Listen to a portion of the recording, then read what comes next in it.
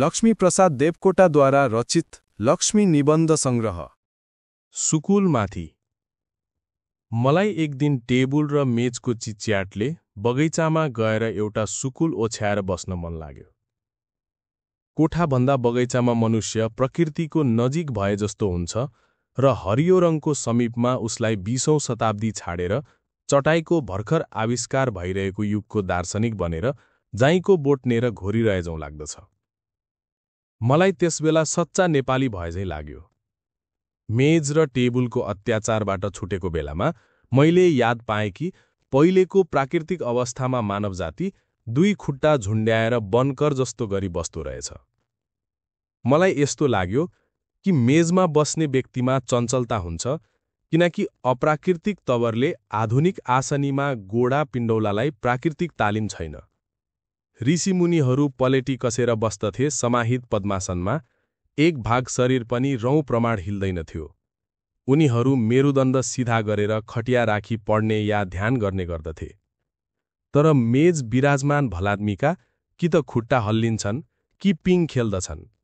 टेबुलको र मेजको बीचमा कुच्रिएका अङ्गहरू ठिङ्गुरामा हाले जस्ता हुन्छन् र अभागी आधुनिकताको कैदीलाई कहिले यता हिल्न मन लाग्छ, कहिले उता। फर्कन्दा पनि खर्याकखुरुक आवाज नगरी फर्कन सक्दैन र यसको मुख्य अवगुण त्यसबेला थाहा हुन्छ जब भाषा परिषदमा मग्न भएर मिहिन विचारहरू उब्जाइरहेको लेखनदासका मगजमा गिर्खा खरखराउँछन्। फेरि टेबुलले या डेस्कले मान्छेको शिर घुप्ट्याउँछ र छातीको भरले लेख्न लगाउँछ। तर खटिया कति प्राकृतिक छ उसैले बुझ्दछ जसले प्रयोग गर्यो।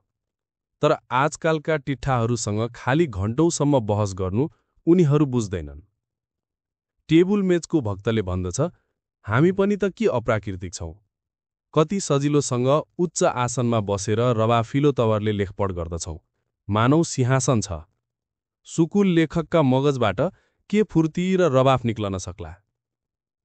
यस्ता मान्छेहरू ती हुन् जो संस्कृतभन्दा नाक चेप्राउँछन्, श्रीकृष्णलाई कथाका गुण्डा राजा भन्दछन् र प्राचीन आर्य सभ्यतामा नफरत देखाउँछन्, जो घाँटीमा क्रस कसेर हिन्दू भन्दछन्, थचक्क बस्न सक्दैनन् र टाउको तलतिर फर्केको पुतली आफूलाई अप्राकृतिक सम्झदैन। ओखल बाँधिदिए पनि गधालाई घाँस खान सजिलै लाग्छ र भारतको आँगनमा भूत चढ्न पाए सबै श्रेष्ठ हुन्छन्। महात्माहरू पलेटी मारेर दुनियाँ बुझ्दछन्, तर मास्टरहरू मेजमा डटेर दुनियाँलाई बुझाइरहेछन्। के नक्कल, उल्था, उतार र आधुनिक अज्ञान।